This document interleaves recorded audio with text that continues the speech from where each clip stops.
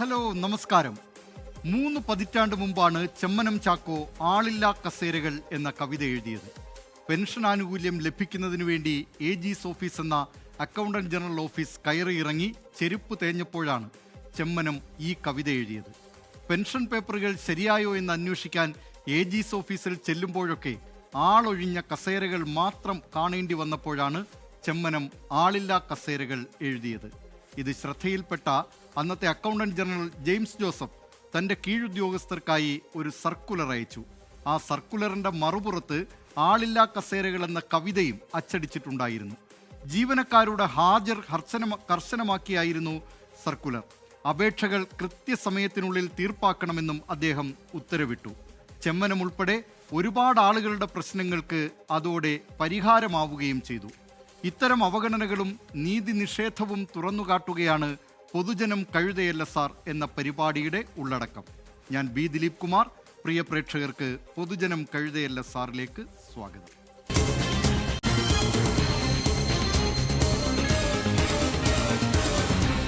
പൊതുജനം കഴുതയല്ല സാർ. വാർത്തകൾ വെറുതെ പറഞ്ഞു പോകലല്ല പൊതുജനം കഴുതയല്ല സാർ എന്ന ഈ പരിപാടി നൽകുന്ന വാർത്ത അധികാരികളിലെത്തിക്കുക, അതിന് പരിഹാരം കാണുക എന്നതും ലക്ഷ്യമാണ്. അത്തരമൊരു വാർത്തയിലേക്കാണ് പൊതുജനം കഴുതയല്ല സാർ ഇന്നാദ്യം പോകുന്നത്. ഹൈക്കോടതി ഉത്തരവ് കാറ്റിൽ പറത്തി തിരുവനന്തപുരം നഗരത്തെ ഫ്ലെക്സ് ബോർഡുകൾ വിഴുങ്ങിയ വാർത്ത കഴിഞ്ഞ ദിവസം പൊതുജനം കഴുതയല്ല സാർ സംപ്രേഷണം ചെയ്തിരുന്നു. വാർത്തയ്ക്ക് പിന്നാലെ മുഴുവൻ ഫ്ലെക്സ് ബോർഡുകളും മാറ്റാൻ നിർദ്ദേശം നൽകിയതായി തിരുവനന്തപുരം മേയർ VV രാജേഷ് അറിയിച്ചു. പൊതുജനം കഴുതയല്ല സാർ ബിഗ് ഇമ്പാക്ട്.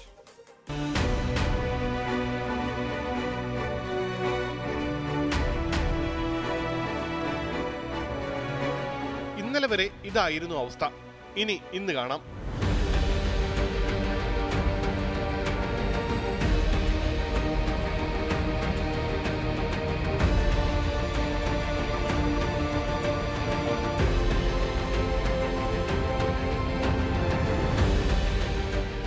വാർത്തയ്ക്ക് പിന്നാലെ കോർപ്പറേഷൻ ഉണർന്നു. അനധികൃത ഫ്ലെക്സ് ബോർഡുകൾ മാറ്റി തുടങ്ങി. അനുവാദം വാങ്ങാൻ സ്ഥാപിച്ച ഫ്ലെക്സുകൾ, പരിപാടി കഴിഞ്ഞിട്ടും മാറ്റാത്ത ഫ്ലെക്സ് ബോർഡുകൾ എന്നിവയാണ് മാറ്റുന്നത്. മേയർ VV രാജേഷിന്റെ നിർദ്ദേശപ്രകാരമാണ് അടിയന്തര നടപടി. കോർപ്പറേഷന്റെ ഫ്ലെക്സുകൾ ഉൾപ്പെടെ മാറ്റാൻ നിർദ്ദേശം നൽകിയതായി മേയർ VV രാജേഷ്. അതിന് നിയോഗിക്കപ്പെട്ട ഉദ്യോഗസ്ഥന്മാരെ ചെയ്ത് മതിയാവുകയുള്ളൂ. ഇപ്പോൾ രാഷ്ട്രീയ പാർട്ടിയുടെ പരിപാടികൾ അല്ലെങ്കിൽ പൊതുപരിപാടികൾ, ഏത് പരിപാടി കഴിഞ്ഞാൽ ദിവസം തന്നെ ഫ്ലെക്സ് മാറ്റണം എന്നുള്ളതാണ് എത്തിയിരിക്കുന്ന ഒരു ധാരണ. അതിൽ വീഴ്ച വരുന്ന ഉദ്യോഗസ്ഥരെ കൃത്യമായിട്ട് നടപടി സ്വീകരിക്കുന്നതിനെക്കുറിച്ച് ആലോചിക്കേണ്ടതായിട്ടുണ്ട്. നടപടി സ്വീകരിക്കാത്ത ഏരിയകളിൽ ആരാണോ അതിൻ്റെ ഉത്തരവാദികൾ, അവരെ എന്തായാലും സെക്രട്ടറിയുമായിട്ട് സംസാരിച്ചതിന് ശേഷം അവരെ ഏത് തരത്തിലാണ് അവർക്ക് നടപടി സ്വീകരിക്കണമെങ്കിൽ ആവശ്യമായ നടപടി സ്വീകരിക്കുക. നഗരത്തിൽ ഒരു ഫ്ലെക്സ് ബോർഡ് സ്ഥാപിക്കണമെങ്കിൽ കൃത്യമായ നിയമാവലിയുണ്ട്. ബോർഡിന്റെ വലിപ്പവും സ്ഥലവും വ്യക്തമാക്കി സ്ഥാപിക്കുന്നതിന് 7 ദിവസം മുൻപ് കോർപ്പറേഷനിൽ നിന്ന് അപേക്ഷ നൽകി അനുമതി വാങ്ങണം. പരിപാടി കഴിഞ്ഞാൽ നിശ്ചിത സമയത്തിനുള്ളിൽ അവ നീക്കം ചെയ്യണമെന്നുമാണ് നിബന്ധന. ഈ നിബന്ധനകൾ കൂടി കർശനമായി നടപ്പാക്കാനാണ് കോർപ്പറേഷന്റെ തീരുമാനം. തിരുവനന്തപുരം നഗരത്തിലെ അനധികൃത ഫ്ലെക്സിനെതിരെ ഹൈക്കോടതിയുടെ വീണ്ടും ഇടപെടൽ ഉണ്ടാകുന്നതിന് മുൻപ് തന്നെ ഇപ്പോൾ കോർപ്പറേഷൻ ഇടപെട്ട് തുടങ്ങി. 24ന്റെ വാർത്ത ശ്രദ്ധയിൽപ്പെട്ട് തിരുവനന്തപുരം മേയർ VV രാജേഷിന്റെ നിർദ്ദേശം അനുസരിച്ചാണ് ഇപ്പോൾ ഫ്ലെക്സുകൾ മാറ്റി തുടങ്ങിയിരിക്കുന്നത്. ഇനി ഇത്തരത്തിൽ വീണ്ടും ഫ്ലെക്സുകൾ സ്ഥാപിക്കാതിരിക്കാനുള്ള നടപടി കൂടി കോർപ്പറേഷൻ എടുക്കേണ്ടി വരും. ഉമേഷ് ബാലകൃഷ്ണൻ, 24 തിരുവനന്തപുരം. പൊതുജനം കഴുതയല്ല സാർ. ഫ്ലെക്സ് ബോർഡുകളിൽ നിന്ന് തലസ്ഥാന നഗരത്തിന് മോചനം നൽകിയത് മാത്രമല്ല പൊതുജനം കഴുതയല്ല സാർ വാർത്ത ആശ്വാസമാകുന്നത്. എറണാകുളം ഏലൂർ പാതാളത്തും പൊതുജനം കഴുതയല്ല സാർ ആശ്വാസമെത്തിക്കുന്നു. ശൗചാലയങ്ങളില്ലാതെ നരകയാതന അനുഭവിക്കുന്ന പാതാളം പഞ്ചായത്ത് കോളനി നിവാസികൾക്ക് ആശ്വാസ വാർത്ത. പൊതുജനം കഴുതയല്ല സാറിലൂടെ അധികൃതരുടെ ശ്രദ്ധയിലേക്കെത്തിയ പാതാളം പഞ്ചായത്ത് കോളനി നിവാസികളുടെ ദുരിതത്തിന് പരിഹാരം കാണുമെന്ന് ഏലൂർ നഗരസഭാ ഭരണസമിതിയുടെ ഉറപ്പ്. അടിയന്തര ഇടപെടലിന്റെ ഭാഗമായി ഈ മാസം 28-ന് കുടുംബങ്ങളുടെ യോഗം വിളിച്ചു ചേർത്തു. പൊതുജനം കഴുതയല്ല സാർ ഇമ്പാക്ട്. താമസിക്കാൻ വീട് വേണം. ഞാൻ മരിച്ചാന്ന് ഇവിടെ തന്നെ മരിക്കണം. നിങ്ങൾ തന്നെ എടുത്തു ശവക്കോട്ടേക്ക് കൊണ്ടുപോകും. ഒരു ഇതും ഞങ്ങൾക്ക് ചെയ്തു തന്നിട്ടില്ല. എനിക്ക് ഒരു ഉപകാരം ഇതിനകത്ത് എനിക്ക് ചെയ്തു തന്നു. എനിക്ക് അത്തരം സങ്കടമുണ്ട്. 25 കൊല്ലം ഈ നരകത്തിൽ കിടന്ന് ഞാൻ അറിയിക്കണത്.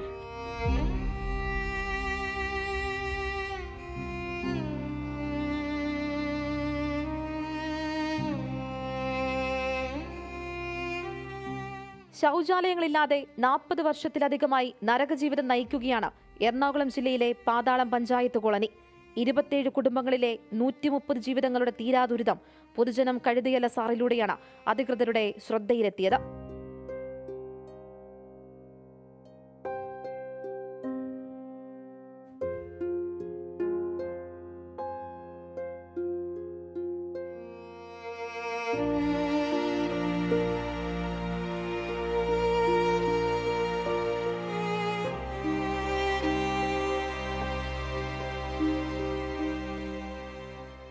വാർത്തയ്ക്ക് പിന്നാലെ ഏലൂർ നഗരസഭയുടെ അടിയന്തര ഇടപെടൽ. ഈ മാസം 28-ന് 27 കുടുംബങ്ങളുടെയും യോഗം വിളിച്ചു. അർഹരായവർക്ക് അടിയന്തര സഹായം നൽകും. ഇവരെ മാറ്റിപ്പാർപ്പിക്കുന്നതിന് ഫ്ളാറ്റ് സമുച്ചയം ഉൾപ്പെടെയുള്ള പദ്ധതികൾ ഉണ്ടാകുമെന്ന് നഗരസഭാ അധ്യക്ഷ ലൈജി സജീവൻ പറഞ്ഞു. ഈ വർക്ക് നമ്മൾ 2025-26 വാർഷിക പദ്ധതിയിൽ ഉൾപ്പെടുത്തിയിട്ട് പൊതു ശൗചാലയ നവീകരണം എന്ന് പറഞ്ഞ പ്രോജക്റ്റ് 7 ലക്ഷം രൂപയുടെ വർക്ക് എടുത്തതാണ്. അത് ടെൻഡർ നടപടി പൂർത്തിയാക്കി. കരാറുകാരൻ നമ്മുടെ ഇലക്ഷൻ പെരുമാറ്റച്ചട്ടം വന്നതിനാലും പുതിയ ഭരണസമിതിയുടെ ഒരു കാലതാമസം, ചുമതലയേൽക്കാനുള്ള ഒരു കാലതാമസമൊക്കെ ഇതിന് കാരണമായി. പിന്നെ 40 വർഷത്തിലേറെയായി താമസിക്കുന്നവർ സ്ഥിരമായിട്ട് അവിടെ താമസിക്കുന്നില്ല. അവർ പുതിയ ആളുകൾ താമസിച്ചു വരുന്നുണ്ട്. ഒരു ഫ്ലാറ്റ് സമുച്ചയം ഭൂരഹിത ഭവനരഹിതർക്കായിട്ട് ഒരുക്കുന്നുണ്ട്. അപ്പോൾ ഇതിൽ നിന്ന് അർഹരായവരെല്ലാം ആ ലൈഫ് ഫ്ലാറ്റ് സമുച്ചയത്തിലേക്ക് നമ്മൾ ഉൾപ്പെടുത്തും. മതിയായ രേഖകൾ പരിശോധിച്ച് മാനദണ്ഡപ്രകാരം. അല്ലാത്തവർക്കെതിരെ നടപടികളെടുക്കും. കൂലിയില്ലാതെ പൊതുശുചിമുറിയുടെ കെയർടേക്കറായി നിൽക്കുന്ന മുത്തുലക്ഷ്മിക്ക് കൂലി നൽകുന്നതുമായി ബന്ധപ്പെട്ട നടപടികളും വേഗത്തിലാക്കുമെന്ന് ലൈജി സജീവൻ പറഞ്ഞു. ടെൻഡർ പൂർത്തിയാക്കി കരാറുകാരൻ പ്രവൃത്തി ഏറ്റെടുത്തിരുന്നു. പിന്നീട് തെരഞ്ഞെടുപ്പ് വരികയും പുതിയ ഭരണസമിതി ചുമതലയേൽക്കാൻ വന്ന കാലതാമസവുമാണ് ഉണ്ടായതെന്നാണ് നഗരസഭയുടെ വിശദീകരണം.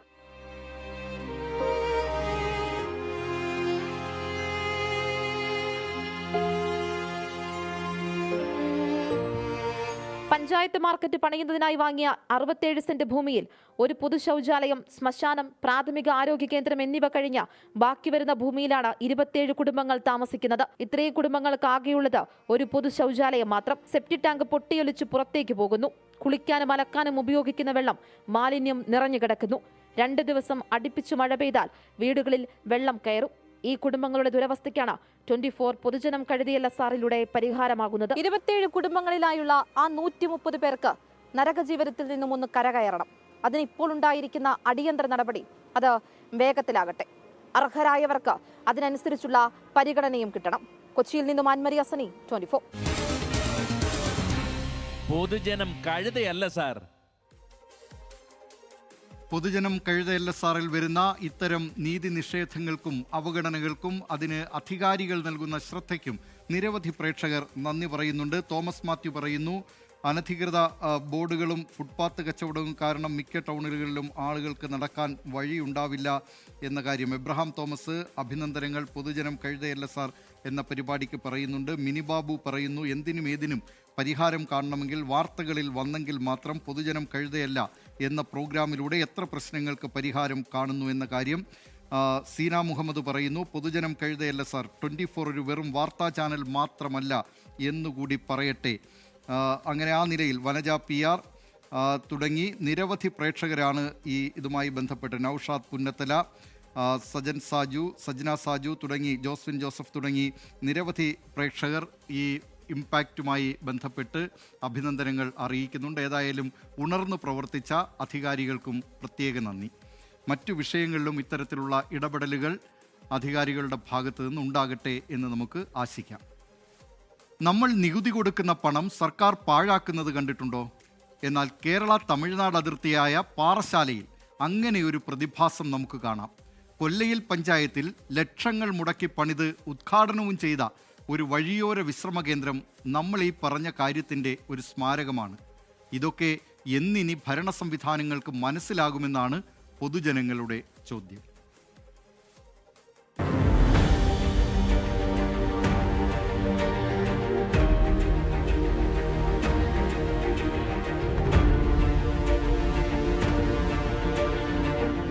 തമിഴ്നാട്ടിൽ നിന്നും കേരളത്തിലേക്ക് വരുമ്പോൾ കളിയിക്കുവിള കഴിഞ്ഞാൽ ആദ്യ ജംഗ്ഷൻ പാറശാലയാണ്.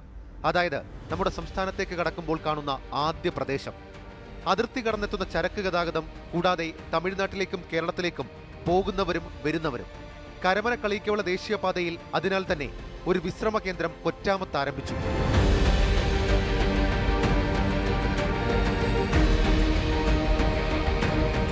കൊട്ടിഘോഷിച്ച് ഉദ്ഘാടനം നടത്തി. സ്ഥലം MLA ആയിരുന്നു നാടമുറിച്ചത്.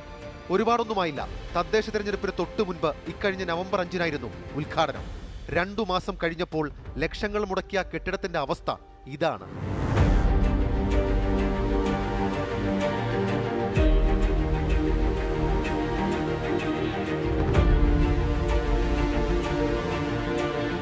വഴിയിടമെന്ന പേരിൽ തദ്ദേശ വകുപ്പിന്റെ പദ്ധതി തകർപ്പൻ ചിന്തയായിരുന്നു.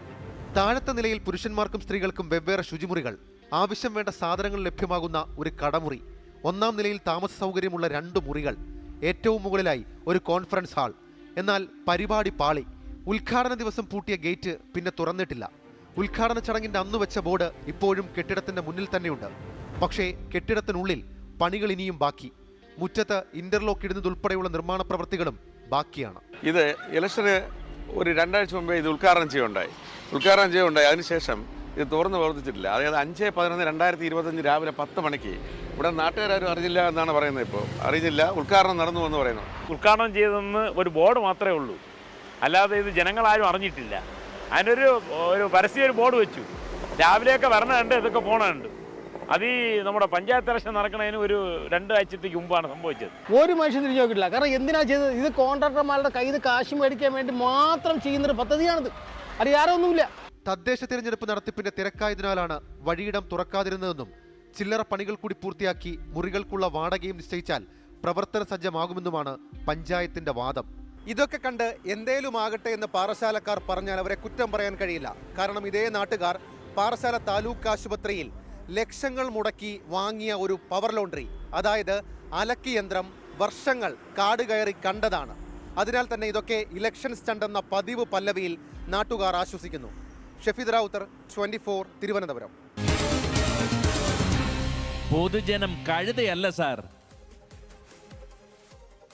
നൗഷാദ് പുന്നത്തല പറയുന്നു, ഉദ്ഘാടനം കെങ്കേമമായി നടത്തും, അത് കഴിഞ്ഞാൽ നോക്കുകുത്തിയായി കിടക്കും.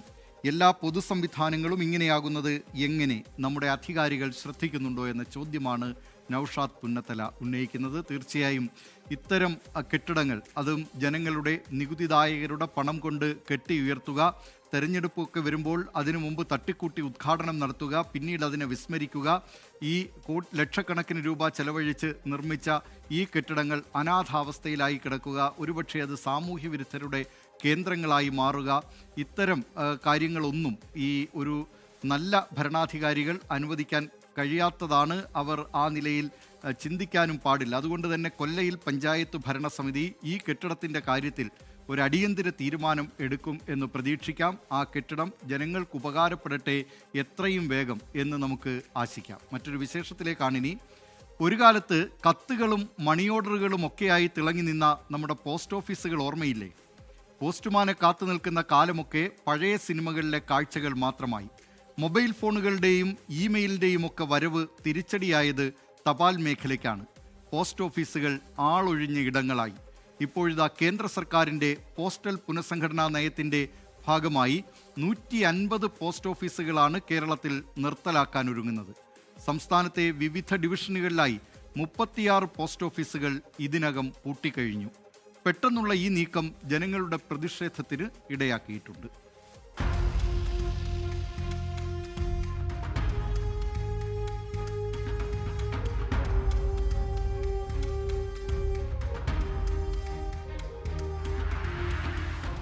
നഗരങ്ങളിൽ 2 കിലോമീറ്റർ പരിധിക്കുള്ളിലും ഗ്രാമങ്ങളിൽ 5 കിലോമീറ്റർ പരിധിക്കുള്ളിലും ഒന്നിലധികം പോസ്റ്റ് ഓഫീസുകൾ വേണ്ടെന്ന കർശന നിർദ്ദേശത്തെ തുടർന്നാണ് പോസ്റ്റ് ഓഫീസുകൾ അടച്ചുപൂട്ടാൻ തീരുമാനമായത്. ഇങ്ങനെ പോസ്റ്റ് ഓഫീസുകൾ പെട്ടെന്ന് അടച്ചുപൂട്ടുമ്പോൾ അനായാസം ജനങ്ങൾക്ക് ലഭ്യമായിരുന്ന സേവനങ്ങളെ സംബന്ധിച്ച കാര്യത്തിലും അവരുടെ മേൽവിലാസം മാറുന്നതിനെ സംബന്ധിച്ച കാര്യങ്ങളും ആശങ്ക കൂടുതലാണ്. ഓരോ പ്രദേശത്തിൻ്റെയും പിൻകോഡ് മാറുമെന്നതാണ് ജനങ്ങളെ ഏറ്റവും കൂടുതൽ ആശങ്കയിലാക്കുന്നത്. പിൻകോഡ് മാറുന്നത് Aadhaar card, passport, ration card, bank അക്കൗണ്ടുകൾ തുടങ്ങിയ സുപ്രധാന രേഖകളിലെല്ലാം മാറ്റം വരുത്താനിടയാകും. വീടിനടുത്ത് ലഭ്യമായിരുന്ന സേവിങ്സ് ബാങ്ക്, ഇൻഷുറൻസ് സേവനങ്ങൾ എന്നിവയ്ക്കായി ഇനി മറ്റു കേന്ദ്രങ്ങളെ ആശ്രയിക്കേണ്ടി വരും. മലപ്പുറം മഞ്ചേരിയിൽ ബസാർ പോസ്റ്റ് ഓഫീസിനും വാക്കേത്തൊടി പോസ്റ്റ് ഓഫീസിനും താഴെ വീണു. ബസാർ പോസ്റ്റ് ഓഫീസ് കച്ചേരിപ്പടിയിലേക്ക് മാറ്റണമെന്ന വർഷങ്ങളായുള്ള ആവശ്യം നിലനിൽക്കെയാണ് പൂട്ടിയത്. മഞ്ചേരിയിലെ മലപ്പുറം ജില്ലയിലെ ഏറ്റവും പ്രധാനപ്പെട്ട സർക്കാർ ഓഫീസുകൾ, കോടതി സമുച്ചയം, കോടതികളുടെ വ്യവഹാരവുമായി ബന്ധപ്പെട്ട് നടക്കേണ്ട അറിയിപ്പുകൾ, കത്തിടപാടുകൾ, നിയമപരമായിട്ട് നടക്കേണ്ട, തെളിവ് സഹിതം നടക്കേണ്ട സാധനങ്ങൾ ഈ പോസ്റ്റൽ ഡിപ്പാർട്ട്മെൻറ്റ് വഴിയാണ് നടക്കുന്നത്. അവിടെ സെൻട്രൽ പോസ്റ്റ് ഓഫീസ് അവിടുന്ന് എടുത്ത് ഒരു റിമോട്ട് ഏരിയയ്ക്ക് മാറ്റി.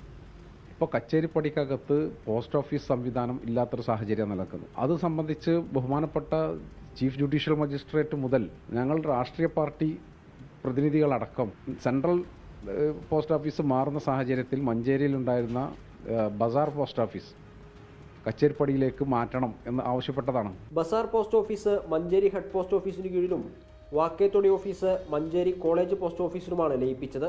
പോസ്റ്റ് ഓഫീസുകളുടെ ലയനത്തോടെ ഹെഡ് പോസ്റ്റ് ഓഫീസിൽ തിരക്ക് വർദ്ധിക്കാനിടയാകും. ഇത് സ്പീഡ് പോസ്റ്റ്, പാഴ്സൽ തുടങ്ങി അതിവേഗ സേവനങ്ങളെ ആശ്രയിക്കുന്നവർക്ക് തിരിച്ചടിയാകുമെന്ന ആശങ്കയുണ്ട്. പൊതുസംവിധാനത്തെ തകർക്കാൻ കാരണമാകുമെന്നും ആരോപണമുണ്ട്. നേരത്തെ ഹെഡ് പോസ്റ്റ് ഓഫീസ് കച്ചേരിപ്പടിയിലാണ് ഉണ്ടായിരുന്നത്. അത് വളരെ പ്രയോജനകരമാണ്. കച്ചേരിപ്പടിയിലാണ് സർക്കാർ, കോടതി, ട്രഷറി, മറ്റ് സിവിൽ സ്റ്റേഷൻ എല്ലാ ഓഫീസുകളും പ്രവർത്തിക്കുന്നത്. അതിപ്പോൾ കച്ചേരിപ്പടിയിൽ നിന്ന് ഏകദേശം 1.5 കിലോമീറ്റർ മാറ്റിയിട്ടാണ് സ്ഥാപിച്ചിട്ടുള്ളത്. ദൈനംദിനമായിട്ട് ജനങ്ങളെ വളരെ ബുദ്ധിമുട്ടിക്കുന്ന സമീപനമാണ് ഈ അടച്ചുപൂട്ടലോടുകൂടി ഉണ്ടായിട്ടുള്ളത്. ഇതിനെതിരെ രാഷ്ട്രീയ പാർട്ടികൾക്ക് മാത്രമല്ല പൊതുജനമായ ശക്തമായ പ്രതിഷേധങ്ങൾ ഉയരേണ്ടതാണ്. ഈ അടച്ചുപൂട്ടിയത് പുനഃസ്ഥാപിക്കുകയോ അതിനല്ലെങ്കിൽ തത്തുല്യമായൊരു സൗകര്യമോ ഒരുക്കേണ്ടത് വളരെ അത്യാവശ്യമാണ് എന്നാണ് സൂചിപ്പിക്കാനുള്ളത്. പിൻകോഡ് മാറ്റത്തെപ്പറ്റി നിർദ്ദേശങ്ങൾ നൽകാത്തത് ഇടപാടുകാർക്ക് കടുത്ത ആശങ്കയുണ്ടാക്കുന്നുണ്ട്.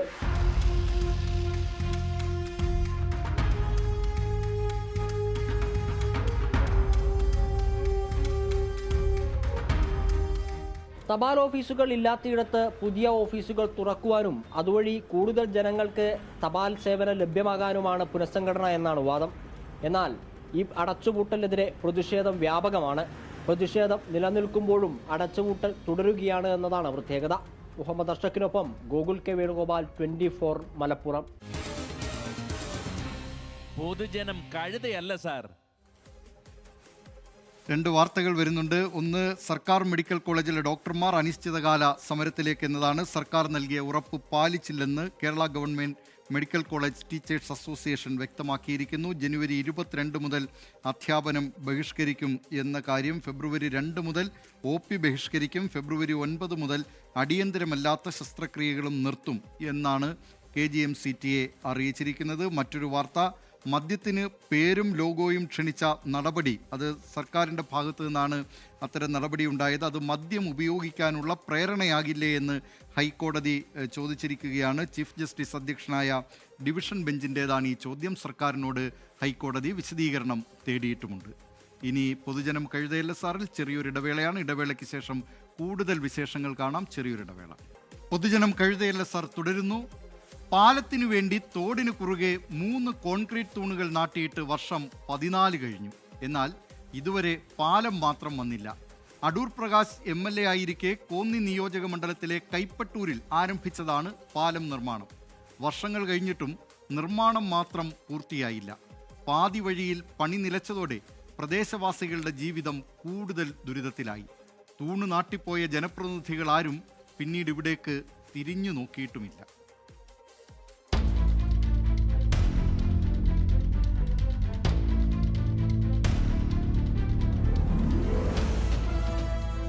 വലിയ പ്രതീക്ഷയിലായിരുന്നു കൈപ്പട്ടൂരിലെ 100-ലധികം കുടുംബങ്ങൾ.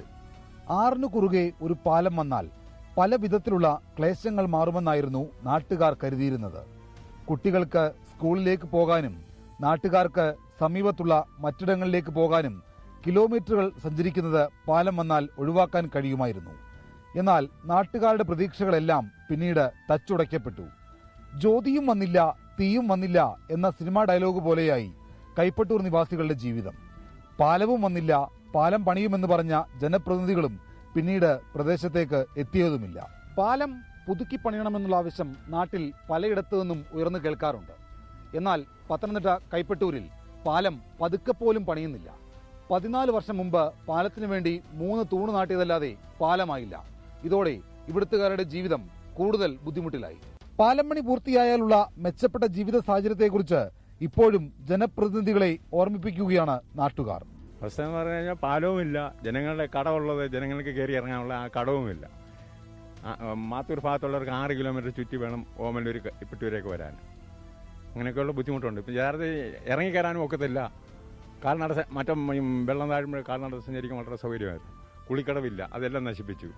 ഈ പാലമുണ്ടോ അതുമില്ല. പാലം 3 തുള്ളർ ഇങ്ങനെ തൂണായിട്ട് ഇങ്ങനെ നിൽക്കുക. 14 വർഷത്തോളമായി. അധികാരികൾക്ക് ഇത് യാതൊരു ശ്രദ്ധയില്ല. ദ്രുതഗതിയിൽ 3 തൂണ് നാട്ടി. എന്നാൽ പിന്നീട് അങ്ങോട്ട് വർഷങ്ങൾ കഴിഞ്ഞതല്ലാതെ ഒച്ചിഴയുന്ന വേഗം പോലും പാലം പണിക്കുണ്ടായില്ല.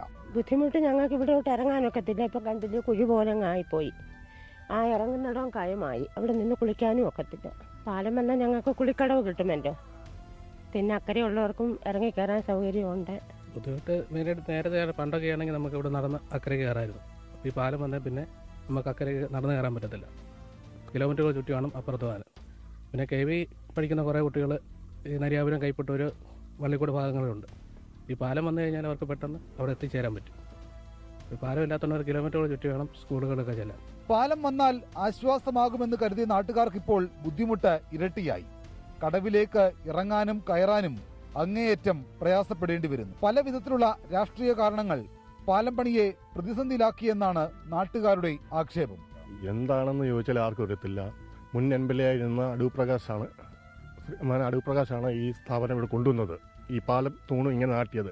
അതായത് അക്കരെയുള്ള മാത്തൂർ മുറിപ്പാറയുള്ള ആൾക്കാർക്ക് ഇലക്ട്രിസിറ്റി ബോർഡ് എന്ന് പറഞ്ഞാൽ കൈപ്പറ്റൂരാണ്. അവർക്ക് എത്രയും പെട്ടെന്ന് ഇവിടെ വരാനുള്ള വഴിയായിരുന്നത്.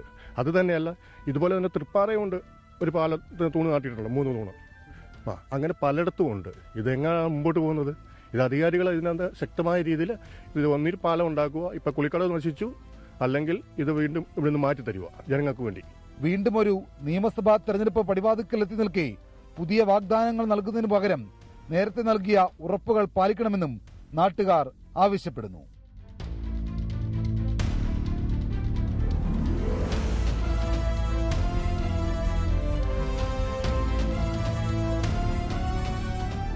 രണ്ട് പഞ്ചായത്തിലെ ആളുകൾക്ക് സൗകര്യമൊരുക്കാൻ വേണ്ടിയായിരുന്നു പാലം പണിയാനുള്ള തീരുമാനം. എന്നാൽ പാലം പണി പാതി വഴിയിൽ നിലച്ചതോടെ ഇവിടുത്തെ ആളുകളുടെ ജീവിതം കൂടുതൽ അസൗകര്യപ്രദമായി മാറി. കടവിലേക്ക് ഇറങ്ങാനും കയറാനും കഴിയാത്ത ഒരു സാഹചര്യം കൂടി ഇവിടെ ഇപ്പോൾ നിലനിൽക്കുന്നുണ്ട്. പത്തനംതിട്ട കൈപ്പറ്റൂരിൽ നിന്ന് സഞ്ജയ് ഇക്ബാലിനൊപ്പം ഷിജോ കുര്യൻ, 24. പൊതുജനം കഴുതയല്ല സാർ. കൈപ്പട്ടൂരിലെ ജനങ്ങളെ വെല്ലുവിളിച്ചുകൊണ്ട് 14 വർഷമായി 3 തൂണുകൾ ഒരു തോടിന് കുറുകെ നിലയുറപ്പിച്ചിരിക്കുകയാണ്. അവിടെ ഒരു പാലം പണിയുന്നതിന് കോന്നി MLA KU ജനീഷ് കുമാർ മുൻകൈ എടുക്കും എന്ന് പ്രതീക്ഷിക്കാം. മറ്റൊരു വിശേഷത്തിലേക്കാണ് ഇനി. ആധുനിക സൗകര്യങ്ങളോടെ തുറക്കാമെന്ന് പറഞ്ഞ് പൊളിച്ച വില്ലേജ് ഓഫീസ് 6 വർഷം കഴിഞ്ഞിട്ടും പണി പൂർത്തിയാകാത്ത നിലയിൽ. പാലക്കാട് ജില്ലയിലെ തൃക്കടീരി 1 ഓഫീസിൻ്റെ നിർമ്മാണമാണ് അനിശ്ചിതത്വത്തിലായിരിക്കുന്നത്. നിലവിൽ വാടക കെട്ടിടത്തിലുള്ള വില്ലേജ് ഓഫീസിലേക്ക് എത്തിപ്പെടാൻ തന്നെ ബുദ്ധിമുട്ടുകയാണെന്ന് ജനങ്ങൾ പറയുന്നു. സർ, തൃക്കടീരി 1 വില്ലേജ് ഓഫീസ് കെട്ടിടം ആകെ പഴകി പ്രശ്നത്തിലാണ് സർ. ഒന്ന് പുതുക്കി പണിയണം. ചെറിയ സ്പാൻഡറും കൊണ്ട് കൊടുക്ക്. എപ്പോഴും ഇങ്ങനെ പറയണമെന്നില്ല, ശരിയാക്കി തന്നാ മതി. പേരിനെങ്കിലും ഒരു കെട്ടിടമുണ്ടായിരുന്ന തൃക്കടീരി 1 വില്ലേജിനെ സ്മാർട്ട് വില്ലേജ് ഓഫീസാക്കാമെന്ന് വാഗ്ദാനം നൽകി പറ്റിച്ചിട്ട് വർഷം 6 ആകുന്നു. ആധുനിക സൗകര്യങ്ങളോടെയുള്ള സ്മാർട്ട് വില്ലേജ് ഓഫീസ് കെട്ടിടം വേഗത്തിൽ. അതായിരുന്നു റവന്യൂ അധികൃതരുടെ ഉറപ്പ്. കെട്ടിടം കെട്ടിക്കയറിയപ്പോൾ ജനങ്ങളിൽ പ്രതീക്ഷ ഉയർന്നു. എന്നാൽ 2 നിലകളുടെയും കോൺക്രീറ്റ് കഴിഞ്ഞതും പണികൾ സ്മാർട്ടായി ഇടിച്ചു നിന്നു. ജനലും വാതിലും എത്തേണ്ട ഇടത്ത് വല കെട്ടി. ടൈൽസ് വിരിക്കേണ്ട തറയിൽ പൊടിപടലം. ഇലക്ട്രിക്കൽ വർക്ക് നടക്കേണ്ട സ്ഥലങ്ങളിൽ ചെറുപ്രാണികൾ കൂടുവെച്ച നിലയിൽ. നിലവിൽ കെട്ടിടത്തിന്റെ നിർമ്മാണ പ്രവൃത്തി പാടെ നിലച്ച മട്ടാണ് എന്ന് നാട്ടുകാർ. 2023 ഒരു മന്ത്രി ഓൺലൈനിൽ വന്നിട്ടും അതുപോലെ MLA ഉൾപ്പെടെയുള്ള പൊതുസമ്മേളനത്തിൽ നിർമ്മാണ പ്രവർത്തനം നടത്തിയത് തൃക്കടീരി സെൻട്രൽ വെച്ചിട്ട്. ആ വില്ലേജിന്റെ പണി ഇതുവരെ പൂർത്തീകരിച്ചിട്ടില്ല. 2024 25 26 3 കൊല്ലമായി ഇത് പൂർണ്ണ പരാജയത്തിലാണ്. ഇതിന്റെ വർക്ക് ആരംഭിച്ചിട്ടില്ല. ഇത് പകുതിയിൽ വെച്ച് നിർത്തിയിരിക്കുകയാണ്. നിർമ്മിതിക്കാരാണ്, അവരിടക്ക് വരും ഇടക്ക് പോകും, അങ്ങനത്തെ ഒരു സ്ഥിതിയിലാണ്. ഇത് ജനം വളരെ ബുദ്ധിമുട്ടിലാണ്. എത്രയും പെട്ടെന്ന് തൃക്കടീരിയിലെ ജനതയ്ക്ക് വില്ലേജ് ഓഫീസ് തുറന്നു കൊടുക്കണം. ശക്തമായ സമര പരിപാടിയുമായിട്ട് നമ്മൾ മുന്നോട്ട് പോകും. പഴയ കെട്ടിടം പൊളിച്ചത് മുതൽ വാടക കെട്ടിടത്തിലാണ് വില്ലേജ് ഓഫീസിന്റെ പ്രവർത്തനം. തൃക്കടീരി നായരുപടിയിലെ വാടക കെട്ടിടത്തിലെ 1-ാം നിലയിലാണ് വില്ലേജ് ഓഫീസ്. വില്ലേജിലെത്തുന്ന പൊതുജനത്തിന് വാഹനം പാർക്ക് ചെയ്യാൻ സ്ഥലമില്ല. വളവും തിരിവുകളുമുള്ള നായരുപടിയിലെ റോഡ് റിസ്ക് കൂടിയ സ്ഥലവും. പ്രായമായവരും ശാരീരിക ബുദ്ധിമുട്ടുള്ളവരും പടികൾ കയറി മുകളിലത്തെ നിലയിലെത്താൻ പാടുപെടുന്നു. ഒരു നാട് ആശ്രയിക്കുന്ന വില്ലേജ് ഓഫീസിന് ശാപമോക്ഷം വേണം. സ്മാർട്ടായി കേരളം വളരുമ്പോൾ ഒരു smart village office Thrikkadeeri 1 village സ്വപ്നം കാണുന്നുണ്ട്. പൊതുജനം കഴുതയല്ല സാർ. തൃക്കടീരി വില്ലേജ് ഓഫീസിന്റെ പ്രവർത്തനം പൂർത്തീകരിക്കാനും അത് ജനങ്ങൾക്ക് തുറന്നു കൊടുക്കാനും എത്രയും വേഗം അധികൃതർ ശ്രദ്ധിക്കണം എന്ന് പറഞ്ഞുകൊണ്ട് പൊതുജനം കഴുതയല്ല സാറിന്റെ ഇന്നത്തെ അധ്യായം ഇവിടെ അവസാനിക്കുകയാണ്. ഇനി 24ന്റെ സജീവ സംവാദ പരിപാടിയായി എൻകൗണ്ടറുമായി KR Gopikrishnan. Over to Gopikrishnan.